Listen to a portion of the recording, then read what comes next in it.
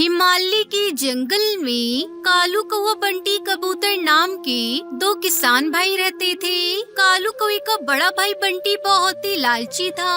धोखे से उसने अपनी मरती माँ से सारी जमीन अपने नाम करवा ली। एक दिन बंटी कबूतर अपने भाई से कहता है, कालू, माँ ने सारी जमीन मेरे नाम कर दी है, लेकिन तू मेरा छोटा भाई है, मुझे तुम पर दया आ रही है। ऐसा कर, तू जो बाहर वाली जमीन है उस पर तू खेती कर और उस जमीन के पास जो पेड़ है उस पर घोंसला बनाकर अपने परिवार के साथ गुजर बसर कर।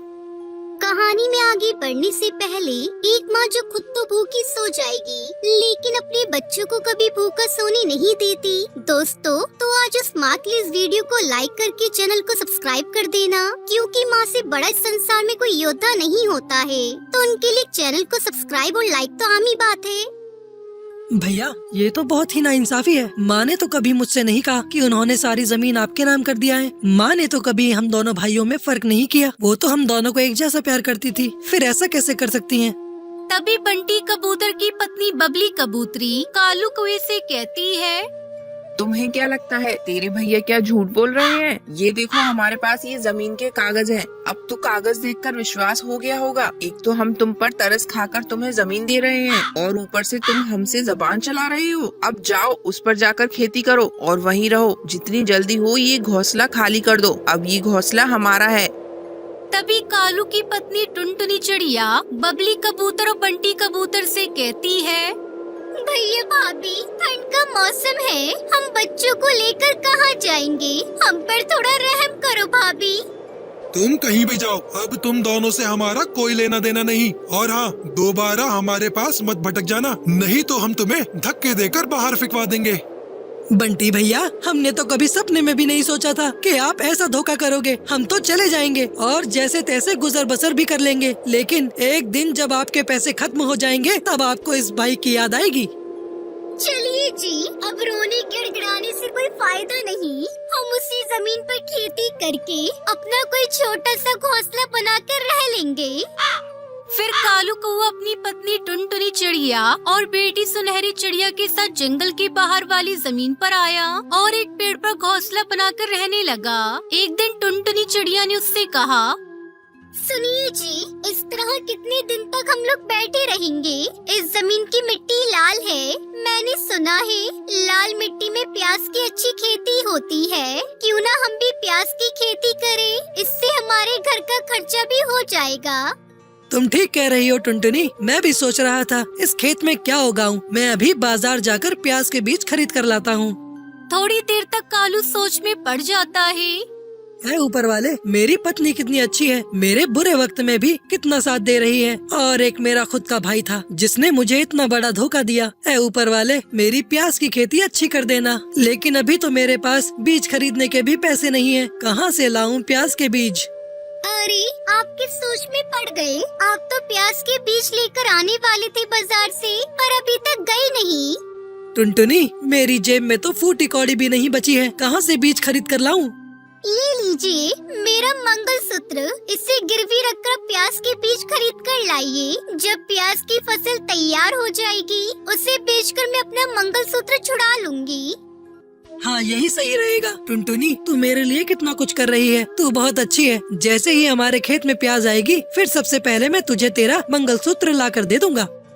कालू कौवा बाजार से प्याज के बीज लेकर आया और अपने खेत में प्याज की खेती कर दी। अच्छी देखभाल और समय समय पर खाद पानी डालने से प्याज की फसल अच्छी तैयार हुई। दोनों पति पत्नी अपनी फसल को देखकर बहुत खुश हो रहे थे।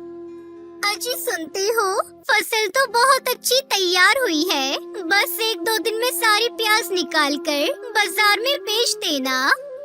अब कालू कौवा बाजार में प्याज बेचने गया और एक ही दिन में उसकी सारी प्याज बिक गई। ये देखकर कालू कौवा बहुत खुश हुआ और खुशी खुशी अपने घोंसले में आया और टुनटुनी से बोला, टुनटुनी देख, आज सारी प्याज बिक गई। अब हम ऐसे रोज प्याज बेचेंगे और कुछ ही दिन में हम अमीर पक्षी बन जाएंगे। फिर देखते ही देखते कालू कौआ प्याज की खेती करके धनवान पक्षी हो गया। जब इस बात का पता कालू के बड़े भाई बंटी कबूतर को चलता है तो वो जल भुन गया। वही धीरे धीरे कालू कौए का परिवार पैसों की तंगी से ठीक हो जाता है और सभी खुशी खुशी रहने लगते हैं।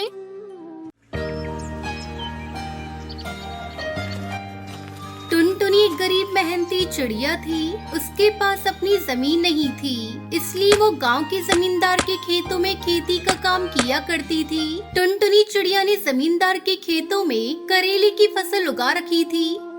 टुनटुनी, करेले की फसल कब तक तैयार हो जाएगी? इस बार करेला बढ़िया उग जाए तो शहर के जंगल में अच्छे दामों में बेचकर कमाई अच्छी हो जाएगी। मालिक, बस अगले 2 महीने तक फसल पककर तैयार हो जाएगी। तब तक आप लोग कमेंट में बताएं 21 डिवाइडेड बाय 9 कितने होते हैं।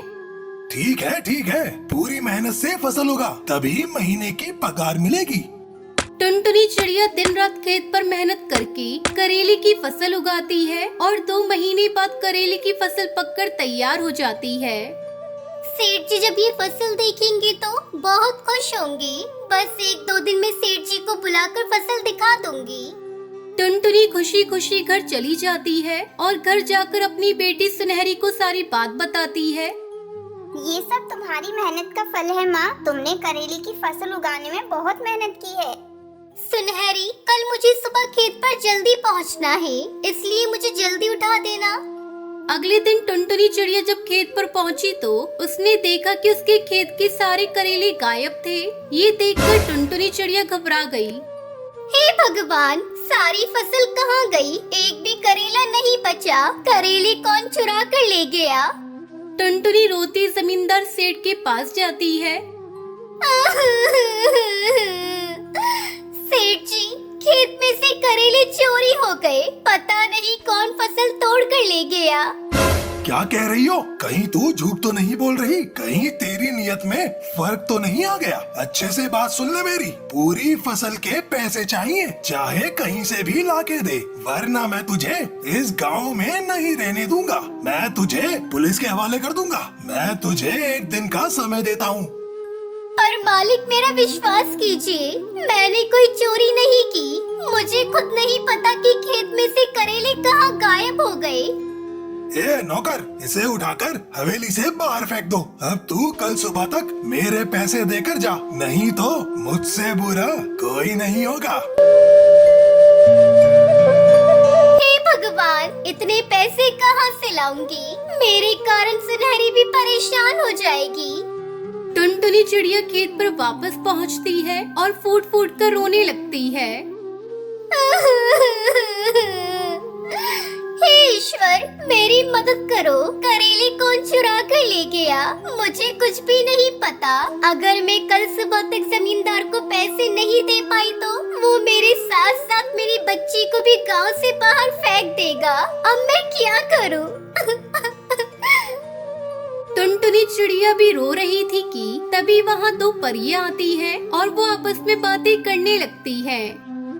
पीली परी, हमने तो बहुत बड़ी गलती कर दी। पिताजी की तबीयत के लिए हमने धरती पर जो करेले इस खेत से तोड़े थे, उसके कारण इस गरीब चिड़िया को कितनी परेशानी हो रही है। हाँ लाल परी, हमसे गलती हो गई। चलो हम इससे माफी मांगते हैं और जो भी करेले हमने लिए हैं उसके बदले से धन दे देते हैं।